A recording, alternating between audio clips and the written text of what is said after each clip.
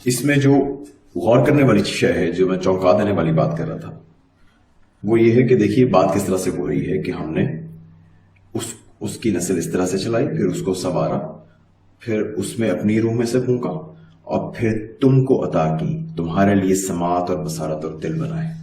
یہ کیا ہوا ہے اچانک؟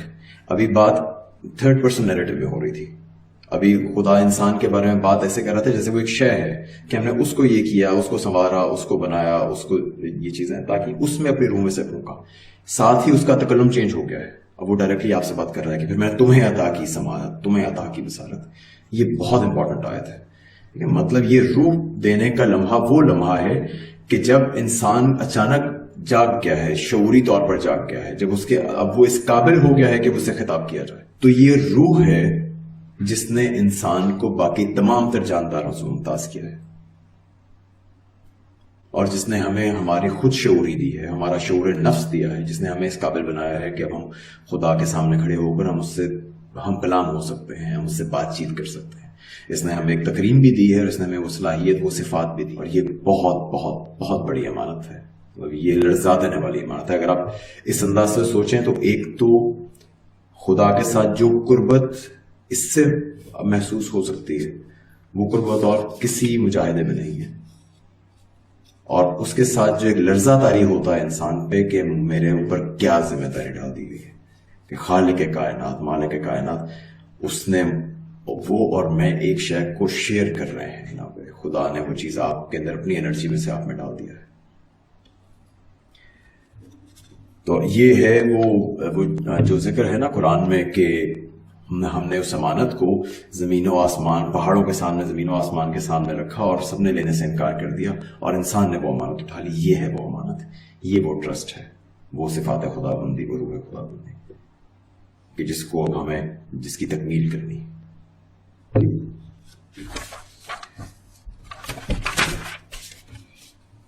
اچھا، یہاں تک پہنچ کے ابھی کوئی اگر آپ کا سوال ہو تو مجھے بتائیے۔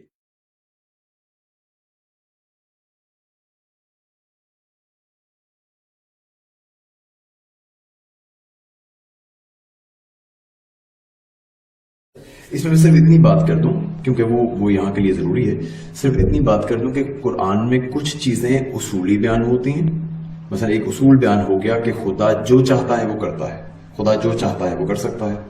یہ بیان ہو گیا کہ ہم جسے چاہتے ہیں ہدایت دیتے ہیں، جسے چاہتے ہیں گمراہ کرتے ہیں۔ ٹھیک ہے، یہ اصولی بیان ہے کہ تمام دائرہ قدرت خدا ہی کا ہے۔ اس کے بعد پھر اس کے سنت کے اصول دوسرے آ جاتے ہیں جو ضمنی اصول ہیں۔ پھر وہ یہ بتاتا ہے کہ اچھا خدا کب چاہتا ہے کہ وہ کسی کو ایمان دے، اور کب چاہتا ہے کہ وہ کفر دے۔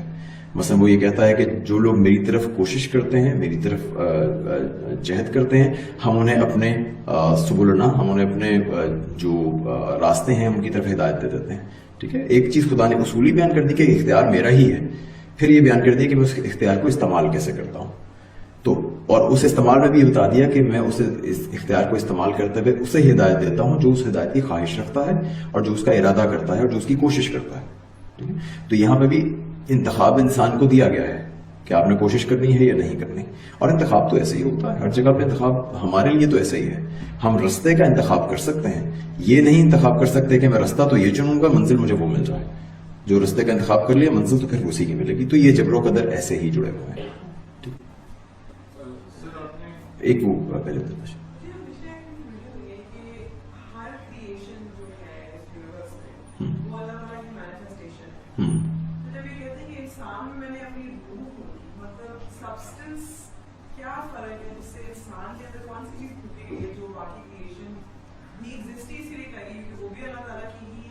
دیکھیے، ایک نے وہ شیئر نہیں کر رہا، اس کو اللہ نے تخلیق کیا ہے، وہ اللہ کی تخلیق ہے، وہ اس کی مخلوق ہے۔ انسان کو تخلیق کرنے کے بعد اس کے اندر اپنی، جیسے یہ روح کا ہم نے جو اس کی تشریح کی ہے وہ بھی یہی کیا نا کہ آپ کو جو نظر آتا ہے اتنا بڑا کنٹراسٹ انسان میں اور باقی جانداروں میں، وہ اس لیے ہے کہ خدا کی روح اپنے ساتھ ہمارے اندر شعور لے کر آئی ہے، شعور نفسی لے کر آئی ہے۔ شعور نفسی کوئی چھوٹی چیز، اس نتیجے پہ ہم پہنچتے ہیں وہ یہ ہے کہ جب خدا کہتا ہے کہ میں نے اپنی اسپرٹ میں سے، اپنی روح میں سے انسان کے اندر پھونک دیا، تو اس کا مطلب یہ ہے کہ اس نے اپنی کچھ صفات میں سے انسان کو اس کا حامل بنا دیا۔ نہیں، وہ کاز آف ایگزسٹنس نہیں ہے۔ ہاں، ایگزسٹ تو انسان پہلے بھی کرتا تھا، وہ پوری آیت بھی یہی ہے نا کہ ہم نے اس کو بنا دیا، اس کو سنوار دیا، اس کو پورے طریقے سے اس کا ایک بناوٹ ہو گئی, وہ زمین میں چلتا پھرتا ہے, لائف تھی اس کے اندر. اس کے بعد پھر یہ چیزیں دی گئی ہیں جس نے اس کو شعور دیا ہے اور صفات دی. اینیملز کے ساتھ سولز کا کوئی ذکر نہیں ہے, ایسی کوئی بات نہیں ہے. اور دیکھیں جان ہونا, زندگی ہونا اور چیز ہے. انسان کو بھی آپ دیکھیے نا, جب انسان کی پیدائش کی بات ہو رہی ہے, وہی بات جو بھی انہوں نے فرمائی تھی کہ پیدائش الگ ہے, وہ آیت کی ترتیب بھی یہی ہے کہ اس کی پیدائش ہو گئی, وہ چلتا پھرتا ہے, اس کے اعضاء کو سنوار دیا گیا ہے. روح کا عمل بعد میں ہوا ہے, روح پھونکنے کا. آپ کو لائف کے لیے روح کی ضرورت نہیں. قرآن کے الفاظ میں جو روح ہے وہ امر الہی ہے, وہ الگ شے ہے. وہ عام طور پہ ہم جس طرح سے روح کا لفظ یہاں پہ استعمال کرتے ہیں وہ چیز نہیں. اچھا, اسی سے وہ بھی اندازہ لگائیے, جب خدا نے انسان کو صفات دے دی ہیں, اب آپ خدا کا اور فرشتوں کا جو مکالمہ ہے اسے بھی انڈرسٹینڈ کر سکتے ہیں. فرشتوں نے کیا کہا تھا کہ اتجعل فیہا من یفسد فیہا, جب خدا نے کہا کہ میں زمین میں خلیفہ بنانے والا ہوں, تو اس کا جواب فرشتوں نے دیا تھا کہ تو ایک ایسی شے بنانے والا ہے کہ جو فساد برپا کرے گی اور خون بہائے گی. وجہ کیا ہے کہ ابھی تک تو ہم تیری تسبیح کرتے ہیں, ہم تیرے آگے سجدہ ریز رہتے ہیں. تو نے جو احکامات دیے ہیں یا فالون ما یؤمرون, کہ جو کچھ امر ہوتا ہے, جو کچھ حکم ہوتا ہے, ہم اس کی پیروی کرتے ہیں. اب یہ تو نے ایک ایسی مخلوق بنا دی ہے جس کو تو نے قدرت دے دی, جس کو تو نے فری ول دے دی, جس کو تو نے کریٹیوٹی دے دی, جس کو تو نے بے شمار صفات دے دی, لیکن ایک کیا شے نہیں دی, وہ ہارمنی جو تیرے اندر موجود ہے. خدا اپنی صفات کو جیسا استعمال کرتا ہے, جیسی اس کی ہارمنی ہے, جیسا بیلنس ہے, وہ بیلنس نہیں دیا. تو یہ تو زمین میں فساد کرے گا. اس کے پاس اتنی بڑی طاقت آ گئی ہے کہ اتنی بڑی طاقت کو یہ سنبھالنے کا اہل نہیں ہے. کہ تو فرشتوں کا اصل اعتراض یہ اعتراض ہے. تو اب جو ہم نے جہاں سے بات کا آغاز کیا تھا کہ ہمارا منصب یہ بتاتا ہے کہ ہمارا مقصد کیا ہے, کہ ہماری پوزیشن, ہم کون ہیں, اس سے ہمیں معلوم ہوتا ہے کہ ہم نے جانا کہاں ہے, ہم نے کرنا کیا ہے. ہمیں یہ بھی معلوم ہو گیا ہم کون ہیں, ہمیں یہ بھی معلوم ہو گیا کہ ہماری صفات کس طرح کی ہیں. اب ہمارا مقصد کیا ہے؟ تو اس میں جو ایک سب سے بنیادی مقصد ہے وہ تو یہ بنتا ہے کہ ہم میں وہ جو ایک گیپ رکھ دیا گیا ہے, جو ایک شے ہمیں عطا نہیں ہوئی, خود صفات میں ہارمنی, ان کے اندر بیلنس اور ان کی نمو, ان کی تعمیر, ان کو امپروو کرنا, ان کو ایک دوسرے کے ساتھ الائن کرنا, اس شے کا حصول ہمارا سب سے پہلا مقصد ہے. ٹھیک ہے, اقبال کے نزدیک ہمارا سب سے بنیادی, سب سے بڑا پرپز یہ ہے کہ وہ خود ہی اسی کو کہتے ہیں, خود ہی ہم نے پہلے دیکھ لیا تھا کیا شے ہے جو مجھے اور آپ کو مختلف ذاتوں میں ڈیوائڈ کرتی ہے, مختلف افراد بناتی ہے, اور اس کے بھی یہ صفات ہیں. تو اقبال کے نزدیک خودی کی تعمیر کا مطلب یہ ہے کہ اب آپ ان صفات کی تعمیر کرتے چلے جائیں, اب آپ ان صفات کی نمو کرتے چلے جائیں, آپ ان کو ایڈیفائی کرتے چلے جائیں اور ان کے اندر ایک ہارمنی پیدا کریں. وہ ہارمنی اس طرح کی ہارمنی جس طرح کی ہارمنی خدا کی ذات میں موجود ہے. ٹھیک ہے, تو ہمارا آئیڈیل, انسان کا آئیڈیل کوئی دوسرا انسان نہیں, خدا کی ذات ہے. اور اس کے لیے اقبال جو روایت پیش کرتے ہیں, اس روایت میں کلام ہے اس کی سند میں, لیکن جو روایت پیش کرتے ہیں وہ ہے تخلقوا باخلاق اللہ, کہ اپنے اخلاق کی تعمیر خدا کے اخلاق کے حساب سے کرو, اس کے اخلاق کی بنیاد پہ کرو, اس کے ساتھ خود کو الائن کرو. یہ روایت ہے, یہ قرآن میں نہیں ہے, روایت ہے. اس کی اسناد کچھ کمزور ہیں, اس پہ کافی بحث ہے, حدیث ہے. اور لیکن اس پہ قرآن کی کچھ آیات ہیں, وہ میں آپ کو پیش کرتا ہوں.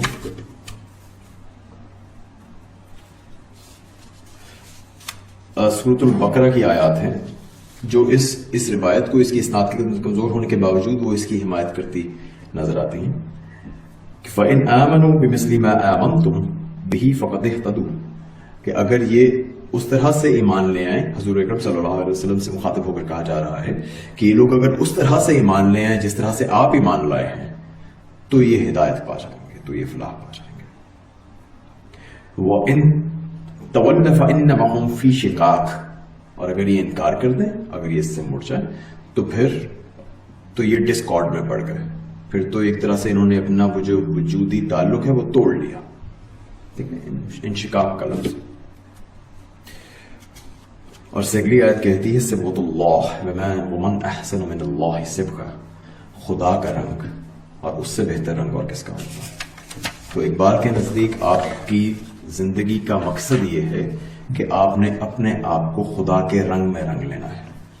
تو یہ پہلا سب سے پہلا جو ایک پروجیکٹ لائف لانگ پروجیکٹ بنتا ہے وہ یہ ہے کہ قرآن میں جس طرح خدا کی صفات بیان ہوئی ہیں، اسماء الحسنی جو بیان ہوئے ہیں، ان تمام کا بیان دیکھا جائے کہ وہ کس طرح سے بیان ہوئے ہیں، وہ کس وقت میں کیسے حالات میں کس طرح کی صفت کا ظہور کرتا ہے، کس طرح کی اس کی ٹریٹس، اس کی کون سی کوالٹیز مینیفیسٹ ہوتی ہیں، اور ہم اپنے اخلاق کو، اپنی صفات کو اسی کے حساب سے الائن کریں.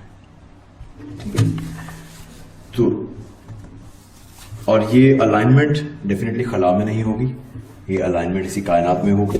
صفات کا ظہور سنیاس لے کر نہیں ہوگا، کسی غار میں بیٹھ کے نہیں ہوگا، کسی مراقبے میں جا کر نہیں ہوگا. صفات کا ظہور تو اس کائنات میں ہی ہوگا، دوسرے انسانوں کے ساتھ معاملہ کرنے میں ہوگا، اپنے ساتھ معاملہ کرنے میں ہوگا، کائناتی قوتوں کو تسخیر کرنے میں ہوگا. تو ان مختلف چیزوں میں جیسے اگر آپ سمدیت کا حصول یہ ہے کہ آپ دوسروں کے محتاج نہ رہیں اور دوسروں کی مدد کرنے والے بنیں، اور رحمانیت کا حصول، رحیمیت کا حصول، مطلب دائرہ بشریت میں رحیمیت کا حصول یہ ہے کہ آپ جہاں تک خیر پہنچا سکتے ہیں، جس چیز کو آپ کمپلیٹ کر سکتے ہیں، کمپلیشن کی طرف لے کر جا سکتے ہیں، اس کو آپ کمپلیشن کی طرف لے کر چلے جائیں. کہ یہ رحم کے بالکل بنیادی مطالب میں سے ہے کہ وہ شے جو ایک را چیز کو اس کی فیشنڈ اور کمپلیٹ فارم کی طرف لے کر جاتی ہے، اس کی کمپلیٹ حالت کی طرف لے کر جاتی ہے. اسی لیے جو وومب ہے اس کے لیے رحم کا لفظ استعمال ہوتا ہے، رحم مادر کا. وہ ایک سیل کو، ایک لوتھڑے کو گوشت کے ایک مکمل انسانی وجود عطا کرتی ہے، وہ اس کے اندر اس کی پوری تکمیل ہوتی ہے. تو رحم صرف نام ترس کھانے کا، مرسی کرنے کا نہیں ہے، وہ ایک پوری چیز کو فیشن کرنے کا نام ہے. اچھا جی، اور اس میں جیسے ہم نے دیکھ لیا کہ جس طرح وہ پچھلی آیت سے بھی ظاہر تھا کہ حضور اکرم صلی اللہ علیہ وسلم کی ذات، خدا ہمارا آئیڈیل ہے، اور اس آئیڈیل تک پہنچنے کے لیے جو ماڈل ہمیں دیا گیا ہے، لقد کان لکم فی رسول اللہ اسوۃ حسنہ، وہ رسول اکرم صلی اللہ علیہ وسلم کی ذات ہے. اور جتنی امتیں ہیں ان سب کے لیے اس کا ماڈل ان کے اپنے پیغمبر کی ذات رہے گی، جو پرانی امتیں گزری ہیں. اور ہمارے لیے وہ بالکل جب تکمیلی مراحل میں ہمارے سامنے آئی ہے، وہ حضور اکرم صلی اللہ علیہ وسلم کی ذات مبارکہ میں آئی ہے. اچھا، یہ جب انسان اپنے آپ کو اس درجے میں لے جاتا ہے، جب انسان اپنی صفات کو خدا کی صفات کے مطابق ڈھال لیتا ہے، اس میں ایک ہارمنی پیدا کر لیتا ہے، یہی خودی کی تعمیر ہے، یہی اس کی نمو ہے، تو پھر وہ توحید میں ایک قدم اور آگے چلا جاتا ہے، وہ خدا کے ساتھ ایک ہارمنی پیدا کر لیتا ہے. یہ ہے وہ پہلا لنک جو توحید کا خودی کے ساتھ ہے. کہ خودی کو جب آپ اتنا تعمیر کرتے ہیں کہ وہ طلسم رنگ و بو کو توڑ سکے، تو وہ اور خودی مطلق میں ایک ہم آہنگی پیدا ہو جاتی ہے، کیونکہ وہ ایک ہی اسلوب پر استوار ہوتے ہیں. انسان اپنے آپ کو خدا کے رنگ میں رنگ لیتا ہے. تو اس میں پھر یہ وہ لمحہ ہے، اس کو تقرب الہی اصل میں یہ ہے، خدا کی قربت اصل میں یہ ہے. اور یہ وہ لمحہ ہے کہ پھر جہاں پر وہ جیسے اقبال کے اشعار ہے نا، ہاتھ ہے اللہ کا بندہ ہے مومن کا ہاتھ، یا قرآن میں آیا تھا وما رمیت اذ رمیت ولکن اللہ رمی، کہ یہ جو پھینکا، وہ جنگ بدر کے حوالے سے، جو پھینکا تھا وہ آپ نے نہیں پھینکا تھا، وہ ہم نے پھینکا تھا. جو تیر مارے تھے یہ آپ نے نہیں، ہم نے مارے تھے. ٹھیک ہے، وہ آپ کے ہاتھ نہیں تھے، وہ ہمارا ہاتھ تھا. تو یہ وہ تقرب الہی ہے. اچھا، اب اس میں ہم نے بات کر لی خدا کے ساتھ ہماری ایک ہم آہنگی کی. خدا کے ساتھ جب ایک جماعت اسی طرح سے ہم آہنگ ہونے لگ جاتی ہے، جب اس کا قبلہ ایک ہو جاتا ہے، تو اس کا مطلب ہوتا ہے کہ وہ جماعت مومنین خود بھی اس کے اندر ایک یونٹی آ جاتی ہے، ان کی ڈائریکشن سیم ہو جاتی ہے، ان کی تمام تر قوتیں نہ صرف کائنات کے ساتھ، نہ صرف کائناتی قوتوں کے ساتھ اور خدا کے ساتھ ہم آہنگ ہو جاتی ہیں، آپس میں بھی ہم آہنگ ہو جاتی ہیں. تو توحید کا ایک بالکل براہ راست نتیجہ توحید وحدت انسانی بھی ہوتا ہے. یہ توحید کا اگلا سٹیپ ہوتا ہے کہ توحید ہمیشہ انسان کے اندر سے دشمنی کا خاتمہ کرتی ہے، اس کے اندر ملٹیپلسٹیز ہمیں بانٹتی ہیں، دوئی ہمیں بانٹتی ہے، توحید ہمیں بھی اکٹھا کرتی ہے اور ہماری تمام تر قوتوں کو ایک ڈائریکشن دیتی ہے جس میں ہمیں چلنا ہے۔ اچھا، اب یہاں سے کچھ میں چاہتا ہوں کہ اسکپ کرتے ہوئے ہم براہ راست بات کر لیں گے خودی کا پھر جو مقصد ہے وہ مقصد کیا ہے اور کہاں تک پہنچنا ہے۔ اب یہاں پہ انسان اس قابل ہو جاتا ہے کہ وہ خدا کے کار ربوبیت میں اس کا معاون بن جائے۔ اقبال کے نزدیک انسان کا منصب یہ ہے کہ وہ بطور خلیفہ اس کی نیابت کی رسپانسبلٹی جو ہے اس کو فلفل کرنا ہے، ہم نے اس کے اسسٹنٹ کے طور پہ یہاں پہ کام کرنا ہے۔ وہ ایک اور بھی آیت ہے، اس کا بھی پہلے میں ریفرنس نکال لوں۔ یا ایھا الذین آمنوا ان تنصروا اللہ ینصرکم، اگر تم خدا کی نصرت و حمایت کے لیے کچھ کرتے ہو تو خدا تمہاری نصرت کرے گا۔ تو یہ قرآن سے بھی اس کے اشارے ملتے ہیں۔ تو اقبال کے نزدیک انسان دنیا میں خدا کے نائب کے طور پر اس کی ول کو فلفل کرنے آیا ہے، اور یہ فلفلمنٹ کا اختیار اور اس کی کیپیسٹی اور اس کے لیے اسپیس اس کو خدا نے دی ہے کہ وہ اس نے آپ کو یہ ایک را مٹیریل دیا ہے، اور وہ چاہتا یہ ہے کہ آپ اس کائنات کو ایک تعمیری انداز میں ایک تکمیل کی طرف لے کے چلیں، اس کی تکوین میں شامل ہو جائیں۔ تو یہ اقبال کی جو انفیکٹ میلیورسٹ فلسفی کو اقبال انڈورس کرتے تھے، یہ اس کا بھی حاصل یہی ہے کہ